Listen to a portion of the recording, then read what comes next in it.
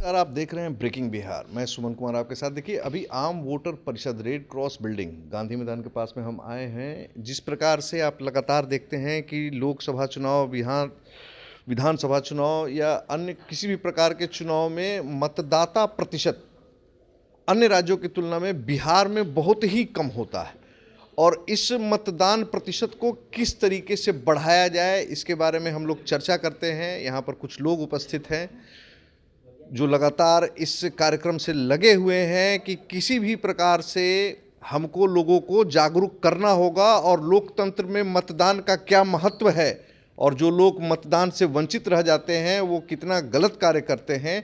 इन सारी चीज़ों पर यहाँ एक संवाददाता सम्मेलन है। आइए हम चर्चा करते हैं और समझते हैं इन लोगों का अगला मिशन क्या है। सर, आज प्रेस कॉन्फ्रेंस का आयोजन किए हैं, क्या है आपके यहाँ कार्यक्रम? सबसे पहले आप सभी को नमस्कार।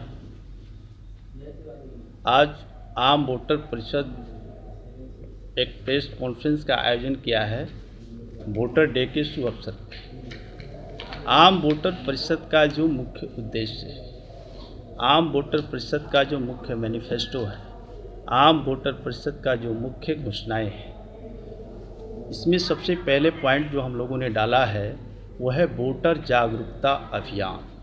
संपूर्ण भारत में वोटर जागरूकता अभियान, यानी वोट के प्रतिशत में बढ़ोतरी, वोट के परसेंटाइल में भारी भरकम इजाफा, वोट के प्रतिशत में इंक्रीजमेंट।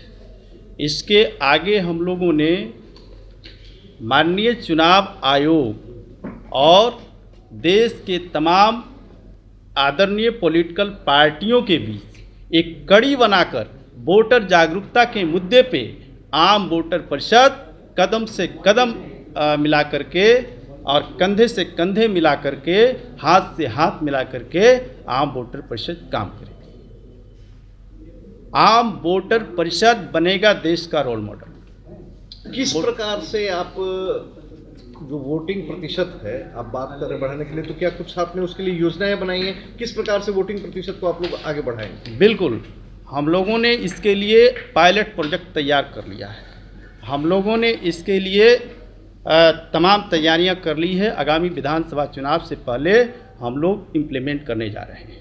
उसके कुछ बिंदुओं पर अगर आप प्रकाश डालते हैं, योजनाएं कैसी होगी, योजनाओं को किस प्रकार से आप क्रियान्वित करेंगे? इन सारी तमाम योजनाओं पर हम आगे की प्रेस कॉन्फ्रेंस में आप लोगों को विस्तार से बताएंगे। चौक चौराहे पे चर्चा परिचर्चा के माध्यम से, बातचीत के माध्यम से, गीत संगीत के माध्यम से, शेर व शायरी के माध्यम से, कविता कहानी के माध्यम से लोगों को जागरूक कर रहे हैं।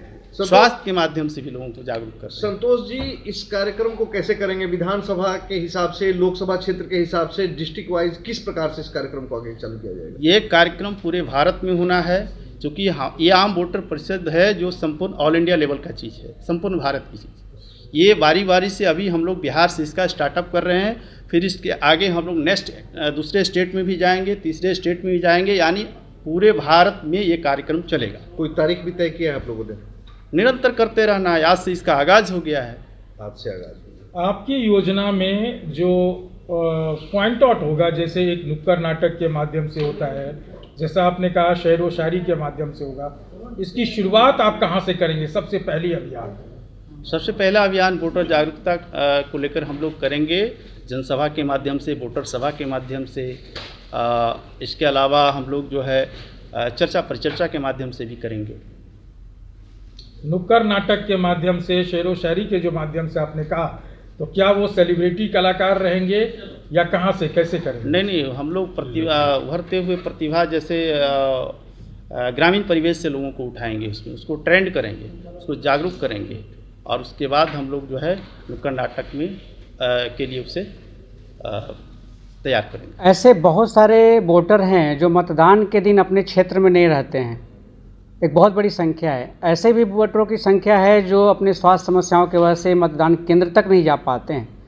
तो हम लोगों ने विचार किया है कि जब तकनीक और टेक्नोलॉजी जो है मोबाइल के माध्यम से हर आदमी के पास है, तो क्यों नहीं आने वाले समय में इस पर गहन शोध करते हुए, विचार करते हुए ईवीएम को भी मोबाइल पे ही उपलब्ध करा जाए पायलट प्रोजेक्ट के रूप में। तो ये निवेदन, ये सुझाव हम लोग बहुत ही जल्द माननीय चुनाव आयोग को देने जा रहे हैं, और सारे सुरक्षा मापकों पे इसको तो वो तैयार करेंगे, हम लोग निवेदन करेंगे और पायलट प्रोजेक्ट के रूप में शुरू करें। जैसे ये भी हम पायलट प्रोजेक्ट के रूप में आया था, आज पूरे देश में है, तो उसी तरह से पूरे देश में इस पर चर्चा होनी चाहिए और इसकी तैयारी करनी चाहिए। माननीय चुनाव आयोग से हम लोग निवेदन करेंगे, इससे एक मील का पत्थर साबित होगा उनके लिए जो बुजुर्ग हमारे लाइन में खड़े नहीं हो सकते हैं और वो मतदान केंद्र तक नहीं आते हैं। अच्छा, एक सवाल मेरा रहेगा, बिहार जैसे पिछड़े राज्य में जहां पर की आबादी के तकरीबन 1 करोड़ से 1.25 करोड़ आदमी अलग अलग राज्यों में रोजगार के लिए गए। जी बिल्कुल, आप जो योजना बता रहे हैं, ऐसी योजनाओं का लाभ तो बिहार को विशेषकर मैं देखता हूं कि और ज्यादा मिलेगा, इस पर क्या कहें? आपने बिल्कुल ही सही कहा और ये हमारी बात नहीं है। जब आप बोलेंगे, बहुत सारे ऐसे मतदाता बोलेंगे मैं तो वोट देना चाहता हूँ, लेकिन मैं 5,000 10,000 रुपया खर्च करके इमरजेंसी में अपना काम छोड़ के छुट्टी कौन देगा? अगर मान लीजिए आप साउथ से बिहार आ रहे हैं तो आपको एक दिन में तो आप आएंगे नहीं, फ्लाइट से तो आएंगे नहीं। तो हमारे वैसे जो निचले तबके के लोग हैं या मध्यम तबके के लोग हैं जिनको छुट्टियाँ नहीं मिलती है, अगर ऐसी व्यवस्था कर दी जाए कि मोबाइल को ही एक मान लीजिए मापक बना दिया जाए जिसमें आधार कार्ड को जोड़ दिया जाए तो उसका पहचान हो जाएगा। मोबाइल नंबर सबको याद रहता है, आधार नंबर नहीं याद रह सकता है या और सब सारी चीज़ें नहीं याद रह सकती है, तो उसको हम लोग कनेक्ट कर सकें। बहुत सारी चीज़ें हैं, विशेष चर्चा हम लोग बैठकर बाद में कभी कर सकते हैं। तो उससे क्या होगा कि वो अपने क्षेत्र के मतदान वहीं पे बैठे बैठे कर सकते हैं। अभी तो टेक्नोलॉजी आसमान में हम लोग मंगल ग्रह तक पहुंच चुके हैं, तो ये चीज़ें हो सकती हैं।